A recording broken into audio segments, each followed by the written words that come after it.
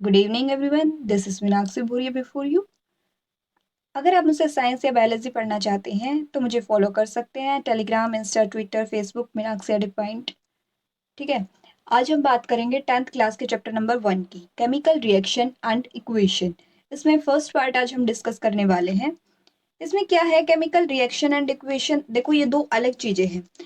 पहली बात, मैं आपको केमिकल रिएक्शन की बात बता दूं तो जैसे कोई आयरन नेल हुई, कोई पेन हुआ हमारा, उसे अगर ह्यूमिड टेम्परेचर पे रख दिया जाए तो वो रस्ट कर जाती है। रस्ट कर जाती हैं। आप उस पे एक येलोइश ब्राउन सी कोटिंग सी देखेंगे, जिसे आप टच करके देखेंगे पाउडर सा कुछ नजर आएगा। या फिर हम मिल्क की बात करें, समर के टाइम पे आप मिल्क को रूम टेम्परेचर पे रख दो विदाउट उसको गर्म किए, तो उसके आपको स्मेल आने लग जाती है, वो खराब हो जाता है। देन ग्रेप्स की बात करें, फर्मेंट किया जाता है वाइन वगैरह बनाने के लिए। फूड की बात करें, खाना बनाया जाता है, उसका भी कंपोजिशन चेंज हो जाता है। इनिशियली हम जो इंग्रेडिएंट उसे देते हैं, फाइनली हमें खाने के लिए कुछ और प्रोडक्ट मिलता है। और डाइजेशन की बात करें, डाइजेशन क्या है, दो चीजें होती है, एक डाइजेशन होता है, एक एब्जॉर्प्शन होता है। डाइजेशन क्या होता है, जो हमने फूड लिया उसको ब्रेक डाउन करना डाइजेशन होता है, और एब्जॉर्प्शन उसे यूज करती है, जो बॉडी हमारी एब्जॉर्ब करती है, वो है एब्जॉर्प्शन। देन रेस्पिरेशन की बात करें, रेस्पिरेशन में भी क्या होता है, कार्बन डाइऑक्साइड लेके देते हैं, सॉरी, कार्बन डाइऑक्साइड हम देते हैं, ऑक्सीजन लेके, और फूड जो हमने खाया उसको रिएक्ट कराया जाता है और ग्लूकोज की फॉर्मेशन की जाती है। ऐसा ही ना। तो ये सब क्या है, केमिकल रिएक्शन है। क्योंकि जो इनिशियली जो हमने इंग्रेडिएंट दिए, उनसे जो फाइनली हमारा प्रोडक्ट कुछ अलग ही मिलता है, उसे चेंज कर दिया गया, फिजिकल स्टेट उसकी बिल्कुल ही चेंज कर दी गई, ये हमारी क्या है, केमिकल रिएक्शन है। केमिकल रिएक्शन को मैं बताऊं तो इसको कैसे डिफाइन करेंगे कि इसमें इन्वॉल्व होता है breaking and making of bond. जैसे आपको ये एटम्स दिखा रखे हैं, ठीक है, इन्होंने कंबाइन किया, एलिमेंट बनाए, कंपाउंड बनाए। ठीक है। ये आपको दो तरीके के नजर आ रहे हैं, एक ब्लैक है आपका, एक ये दूसरा कलर नजर आ रहा है। इन्होंने पहले अपनी बॉन्डिंग बना रखी थी, और रेड कलर का आपका अलग था। लेकिन क्या करता है, ब्रेकिंग, पहले ये ब्रेक करेगा, ब्लैक के साथ इसने अपनी बॉन्ड को ब्रेक किया, ब्रेक करके इसने मेक कर लिया बॉन्ड किसके साथ, रेड वाले के साथ। Breaking and making of bond. ठीक है।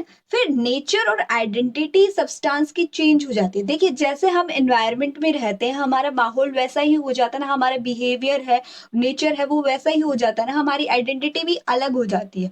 जैसे कि एक हम झुग्गी झोपड़ी से किसी बच्चे को उठाते हैं, ठीक है, वो वहां पे जैसा रह रहा था, अगर हम उसे अपनी सोसाइटी में ले आए, ठीक है, एक, या फिर और भी हायर क्लास, उसका मतलब एनवायरनमेंट हमने चेंज कर दिया, तो उसकी आइडेंटिटी चेंज हो जाती है, कि उसे उसका नेचर भी चेंज हो जाएगा, वो जैसे लोगों में रह रहा है वैसे ही बिहेव करने लग जाएगा। ऐसे ही मिडिल क्लास फैमिली के बच्चे को अगर हम लोअर क्लास में भेज दें, तो कुछ टाइम के बाद वो उसी तरीके का नेचर उसका हो जाएगा। तो वही, जैसे इसने जिसके साथ बॉन्ड बनाया, उसी जैसा इसका नेचर हो जाएगा। देन एटम है एलिमेंट के, वो एक जो एटम है वो दूसरे एलिमेंट के साथ कंबाइन तो करता है, लेकिन एटम वही रहता। मान लो ये कार्बन का एटम है, एक इधर, एक ऑक्सीजन का एटम है, तो एटम तो ऑक्सीजन का ही रहेगा, कार्बन का ही रहेगा, लेकिन वो दूसरे के साथ कंबाइन कर जाएगा। ठीक है।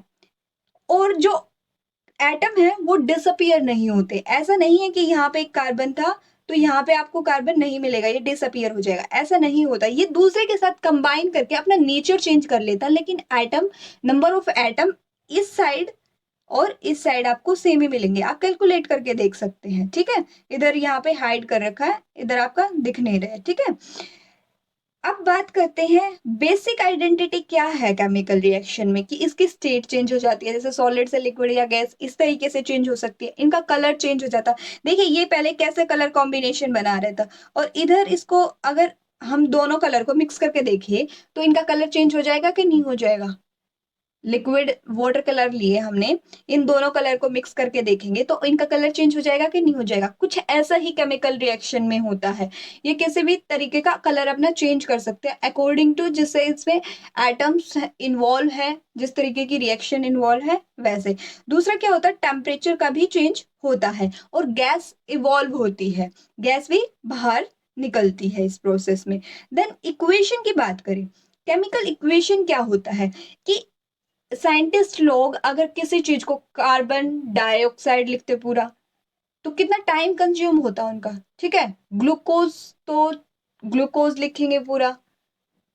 अब कोई और भी केमिकल है, मीथेन है, पूरा मीथेन लिखेंगे, तो कितना टाइम कंज्यूमिंग है। तो इसको शॉर्ट करने के लिए कि उनका टाइम बच जाए, तो उन्हें सिंबॉलिक तरीके से रिप्रेजेंट करना शुरू किया गया। सिंबॉलिक तरीके से रिप्रेजेंट किया गया तो उससे जल्दी भी लिखा गया और लिखने में भी शॉर्ट हो गया। तो इसमें केमिकल रिएक्शन है, इसे एक सिंबॉलिक तरीके से लिखेंगे, इसमें केमिकल फॉर्मूला यूज करेंगे इंस्टेड ऑफ वर्ड्स, ठीक है। इसमें क्या करेंगे, रिएक्टेंट है, रिएक्टेंट कौन होते हैं, ये रिएक्टेंट है, वो प्रोडक्ट में चेंज हो जाते हैं। ये क्या होते हैं, प्रोडक्ट, जो प्रोड्यूस होते हैं वो प्रोडक्ट, और जो रिएक्ट करते हैं वो रिएक्टेंट, ठीक है। इसमें क्या करेंगे, ये रिएक्ट करके इनके बीच में एरो पुट किया जाता है, इनके बीच में एरो पुट किया जाता है कि यहां से यहां पे चला गया ये, ठीक है।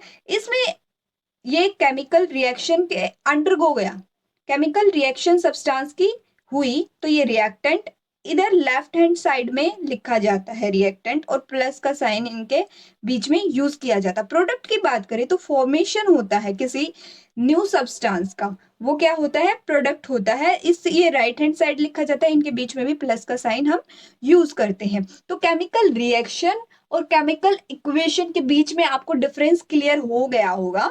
देन हम बात करें, कुछ एक्टिविटीज दी गई हैं, जैसे burning of magnesium ribbon. Magnesium ribbon को बर्न करने से पहले हम उसे पहले क्लीन करते हैं सैंड पेपर से। सैंड पेपर से हमने क्लीन किया, क्लीन क्यों करते, क्योंकि उस पे है ना जो मैग्नीशियम कार्बन, देखो ये मैग्नीशियम है, मैग्नीशियम के ऊपर कोटिंग हो जाती है, ठीक है। इसकी वजह से मैग्नीशियम कार्बोनेट बन जाता है और रिएक्शन कुछ और प्रोड्यूस कर सकती है। देखिए हम इनिशियली रिएक्टेंट जो देंगे उसी के बेसिस पे तो हमारे प्रोडक्ट आएंगे, इसलिए हम उसे पहले रब करते हैं कि कार्बोनेट की जो लेयर है वो रिमूव की जा सके। अब हमने उसको रब कर दिया, अब टंग यूज करेंगे उसे पकड़ने के लिए, ठीक है। रिबन को पकड़ेंगे उससे, और मैग्नीशियम रिबन को फिर पकड़ के हम बर्नर के पास ले जाएंगे, स्प्रिट लैंप हो गया या फिर कोई बर्नर हो गया उसके पास ले जाएंगे। बर्न होगा तो उसकी एस को हम एक वॉच ग्लास में कलेक्ट कर लेंगे। तो हम क्या ऑब्जर्व करेंगे इस पूरी एक्टिविटी में कि डेजलिंग फ्लेम के साथ जो मैग्नीशियम रिबन है वो बर्न कर रहा है, और जब बर्न होने के बाद उसका पाउडर बन रहा है वो व्हाइट कलर का पाउडर है। जब हम इस पाउडर को ऑब्जर्व कर रहे हैं तो हम क्या पाते हैं, इसे मैग्नीशियम ऑक्साइड, मैग्नीशियम रिबन था हमारा और एनवायरमेंट में ऑक्सीजन प्रेजेंट थी, वो उसके साथ रिएक्ट करता है, जब उसे हीट प्रोवाइड की जाती है तो मैग्नीशियम ऑक्साइड बना लेता है। तो इस एक्टिविटी में हमें किस चीज का ध्यान रखना होगा कि हम अपने आई से दूर रखें, अदरवाइज जो फ्लेम इससे निकलती है, डिजलिंग जो फ्लेम है वो हमारे आईज को इफेक्ट कर सकती है। देन हम नेक्स्ट एक्टिविटी की बात करें तो इसमें क्या किया गया है, लेड आयोडाइड के प्रेसिपिटेट बनाने हैं हमने। प्रेसिपिटेट क्या होते हैं, ये इंसोल्युबल होते हैं, इंसोल्युबल प्रोडक्ट होता है। हमने क्या किया, लेड नाइट्रेट का सॉल्यूशन लिया, उसमें फिर हमने ऐड कर दिया पोटेशियम आयोडाइड, जैसे कि लेड नाइट्रेट का सॉल्यूशन लिया, इसका केमिकल फॉर्मूला ये है, ठीक है, PbNO3 का होल ट्वाइस। देन हमने इधर पोटेशियम आयोडाइड लिया, पोटेशियम को K से रिप्रेजेंट करते, आयोडाइड I से रिप्रेजेंट करेंगे। इसको हमने रिएक्ट कराया, इधर मिक्स किया, तो हम क्या देखेंगे, पोटेशियम आयोडाइड के येलो पीपीटी मिलेंगे हमें, मतलब प्रेसिपिटेट मिलेंगे, इनसोल्युबल होगा ये इसमें, जब इसमें डाला जाएगा तो इनसोल्युबल होगा। लेड नाइट्रेट का सॉल्यूशन था, फिर हमने पोटेशियम आयोडाइड डाला जब इसमें, तो क्या किया गया कि यहाँ पे प्रेसिपिटेट बनते नजर आए, और जो कि लास्ट में नीचे डिपोजिट हो जाते हैं, इनसोल्युबल है तो नीचे डिपोजिट ही होंगे, है ना। और इसके साथ हमें क्या मिलेगा, पोटेशियम नाइट्रेट 2KNO3, ठीक है, ये हमारी एक्टिविटी है। देन नेक्स्ट एक्टिविटी की बात करें तो इसमें जिंक ग्रेन्यूल का रिएक्शन कराया जाता है HCl के साथ। हमने एक टेस्ट ट्यूब में HCl लिया या फिर एक फ्लास्क में ले ले, इसमें डाइल्यूट जिंक के ग्रेन्यूल डाल देंगे, हम जिंक के ग्रेन्यूल डाल देंगे तो हम क्या ऑब्जर्व करेंगे कि टेम्परेचर है जो इंक्रीज हो गया है। इसे टच करके देखेंगे बाहर से, टेम्परेचर इंक्रीज हो जाएगा और इसमें से गैस रिलीज होगी। गैस क्या होगी, रिलीज होगी। देखो इधर यहाँ से आपको थोड़ी सी नजर भी आ रही है, गैस है जो वो रिलीज होगी, टेम्परेचर इंक्रीज होगा। देखिए आपके सीटेट वगैरह में भी इस तरीके के क्वेश्चन, एक्टिविटी से मोस्टली क्वेश्चन आते हैं कि किसी स्टूडेंट को ये केमिकल्स दिए गए तो उस रिएक्शन में एक गैस निकलती है, तो वो कौन सी रिएक्शन थी, कैसा था, इस तरीके के कुछ क्वेश्चन आपके सीटेट में आते हैं कि टीचर क्या समझाने की कोशिश कर रहा था उन्हें इस रिएक्शन से। ठीक है, और आपके सीबीएसई में भी पूछा जा सकता है इन दो कंपाउंड्स को हमने रिएक्ट कराया तो क्या हमें प्रोडक्ट मिलेंगे, इस तरीके से। तो इसकी केमिकल रिएक्शन इक्वेशन की बात करें तो केमिकल इक्वेशन क्या बनेगी, जिंक के ग्रेन्यूल हमने लिए थे, इसके साथ HCl को हमने रिएक्ट कराया, ZnCl2 बना जो कि एक्वस है। एक्वस क्या होता है, जिसमें कि जो वाटर है वो भी प्रेजेंट होता है, उसका भी कुछ अमाउंट प्रेजेंट होता है जिंक। फिर हाइड्रोजन गैस एवॉल्व होगी। देखो गैस के साथ हम कुछ ऐसा साइन लगाते हैं कि हाइड्रोजन गैस इवॉल्व हो गई इधर से। देन केमिकल जो इक्वेशन है उनको लिखा कैसे जाए, देखिए हम पहली बात वर्ड्स यूज नहीं करते, यहाँ पे हम क्या यूज करते हैं, फॉर्मूला यूज करते हैं, उनके केमिकल फॉर्मूला यूज करते हैं। इंस्टेड ऑफ कार्बन डाइऑक्साइड ऐसे लिखते हैं ना, कार्बन डाइऑक्साइड, तो उस तरीके से लिखने की बजाय हम CO2 इस तरीके से लिखते हैं। और दूसरी बात क्या है, इनके बीच में हम एरो पुट करेंगे, ठीक है, एरो पुट करेंगे। अब केमिकल इक्वेशन दो तरीके की हो सकती है, या तो बैलेंस्ड हो सकती है या फिर अनबैलेंस्ड हो सकती है। अनबैलेंस्ड को हम स्केलेटल केमिकल इक्वेशन भी बोलते हैं। देखिए लेफ्ट हैंड साइड के जब हम मॉलिक्यूल्स को गिनते हैं, जैसे सी कार्बन 1 है, इधर 1 नजर आ रहा है, इधर की बात करें तो इधर भी हमें कार्बन 1 ही नजर आ रहा है। इधर हाइड्रोजन की बात करें तो 4 नजर आ रहा है, इधर हाइड्रोजन की बात करें तो आपको 2 नजर आ रहे हैं। देखो इसके नीचे इधर लिखा हुआ है 2 नजर आ रहे हैं। अगर ऑक्सीजन की बात करें, इधर हमें 2 नजर आ रहे हैं और इधर इस साइड हमें 2 इधर और एक 1 इधर, तो 3 एटम है जो ऑक्सीजन के नजर आ रहे हैं।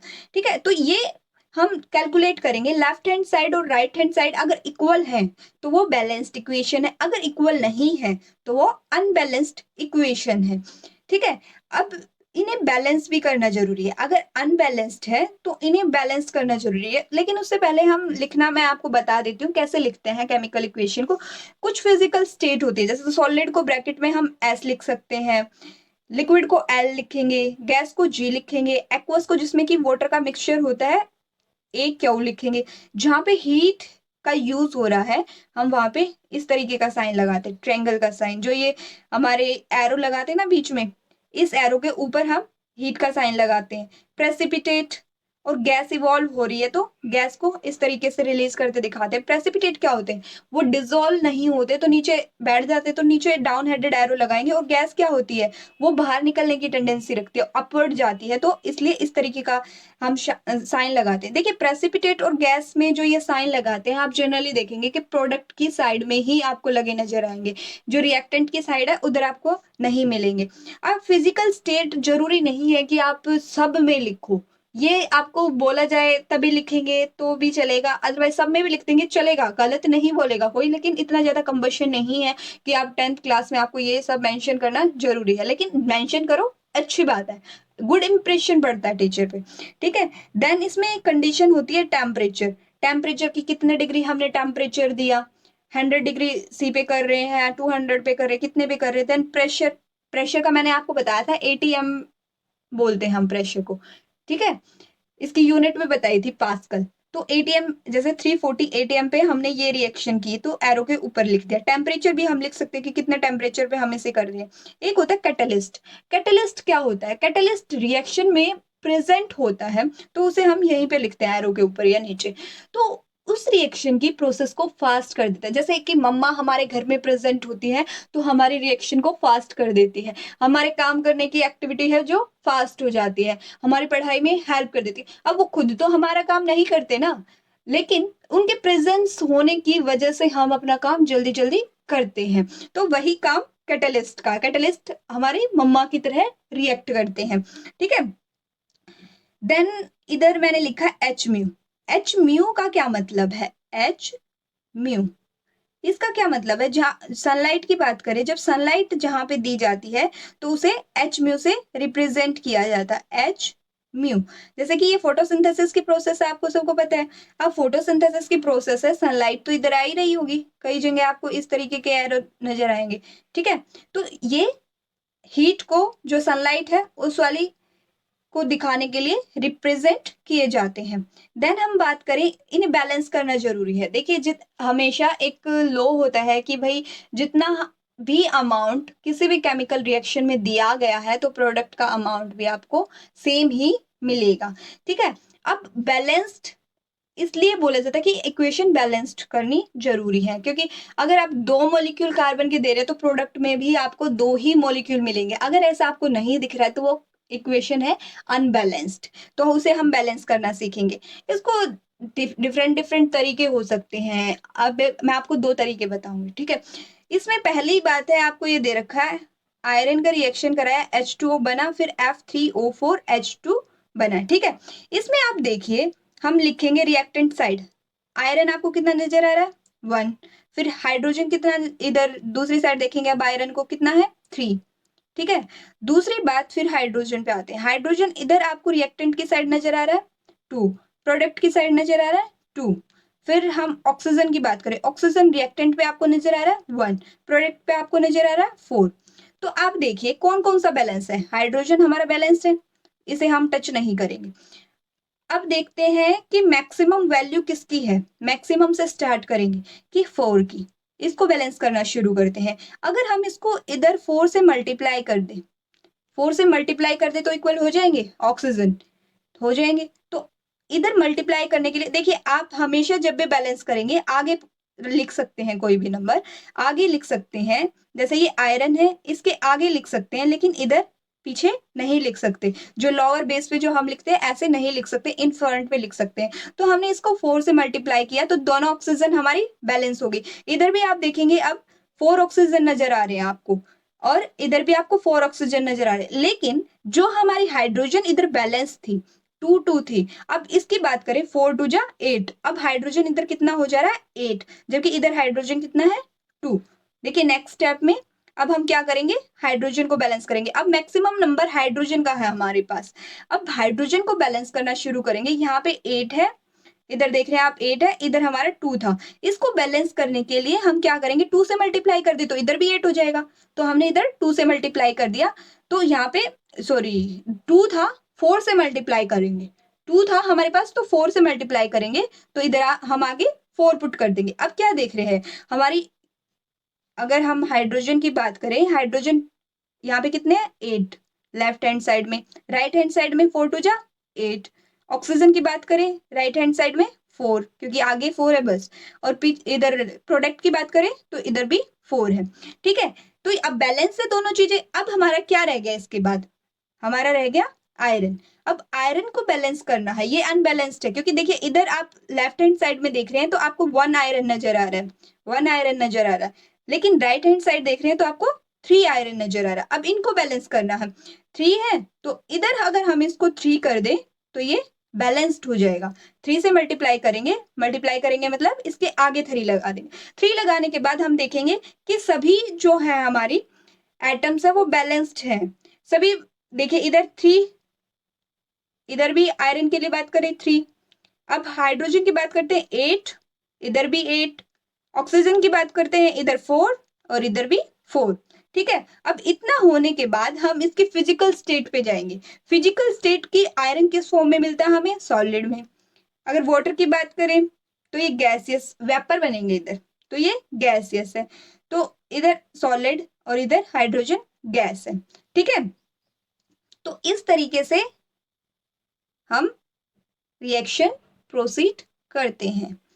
देन हम आगे चलते हैं, तो दूसरा मेथड मैं आपको बता देती हूँ। अगर आप बैलेंस करना शुरू करें तो आप देखेंगे मेटल से, मेटल जिसमें जिंक, कॉपर, एल्यूमिनियम, आयरन, ये आपके मेन है जो यूज होते हैं। देन आपके non metal, nitrogen, carbon, sulphur और क्लोरीन।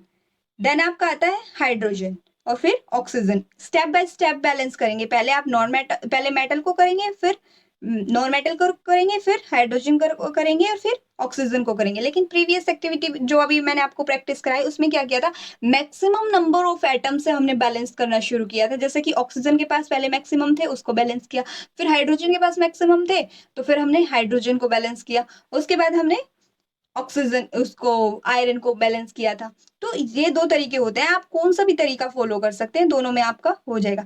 देन हम कोरोजन की बात करें, कोरोजन और रस्टिंग ऑफ आयरन भी इसे कॉमनली बोला जाता है। देखिए रेडिश ब्राउन पाउडर आपको मिलता है, देखो ये रस्टिंग ऑफ आयरन दिखा रखा है, कोई आयरन का कुछ भी था, जैसे कि ये ट्रेन का एक पोर्शन दिखा रखा है जिसका रस्टिंग हो गई है। तो इसमें क्या किया गया है, इसमें मॉइस्चर जो होता है और एसिड होते हैं वो रिएक्ट कर जाते हैं आयरन के साथ, ठीक है, इसे कोरोड कर देते हैं।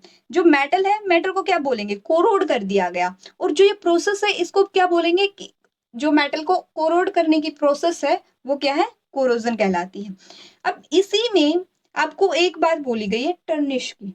टर्निश क्या होता है, टर्न हो जाना, कलर का टर्न हो जाना टर्निश होता है, डिकलराइजेशन हो जाता है। और यहाँ पे जो आउटर सरफेस है ये डिसइंटीग्रेट होता है। क्या होता है, डिसइंटीग्रेट होता है आउटर सरफेस। इसमें क्या होता है, कोई भी मेटल हुआ, जैसे कि हमारा कॉपर हो गया, ब्रास हो गया, एल्यूमिनियम हो गया, मैग्नीशियम हो गया, निडेमियम हो गया, फिर कोई और भी मेटल है, इसमें क्या होता है केमिकल रिएक्ट कर जाता है और उस पे एक कोटिंग आ जाती है। जरूरी नहीं है ये कोटिंग हमेशा ही ऑक्सीजन की होगी, और भी केसेस की जो रिएक्ट करके कोटिंग कोटिंग जो है मेटल पे कर सकती है। जैसे कि सिल्वर ब्लैक हो जाता है, जो सिल्वर की ज्वेलरीज होती हैं उसे आप रख देते हैं तो ऑक्सीजन के साथ रिएक्ट कर जाती है और उसपे एक ब्लैक कोटिंग आ जाती है। ऐसे ही कॉपर की बात करें तो कॉपर पे ग्रीन कलर की कोटिंग आ जाती है, ये इधर आपको दिखा रखा है। तो इस प्रोसेस को क्या बोलते हैं, ये कि टर्निश हो गई। और कोरोजन क्या होता है, कोरोजन और टर्निश में एक ही डिफरेंस होता है कि कोरोजन डिग्रेड कर देता है मेटल को, हमारे को डिसइंटीग्रेट कर देता है, लेकिन टर्निश में बस एक कोटिंग उस पे आ जाती है। अगर हम आगे बात करें रेंसिडिटी, रेंसिडिटी क्या होता है कि खाने का बासी हो जाना, वो रेंसिडिटी होता है। जो भी हमारे फैट या ऑयल है उसका ऑक्सीडाइज हो जाना, मतलब कि कुछ टाइम के बाद बासी हो जाता है तो ऑक्सीजन उसके साथ रिएक्ट कर जाती है तो रेंसिड हो जाता है वो। उसका टेस्ट और स्मेल है वो भी आप स्मेल करके देखेंगे, टेस्ट करके देखेंगे, चेंज हो जाता है।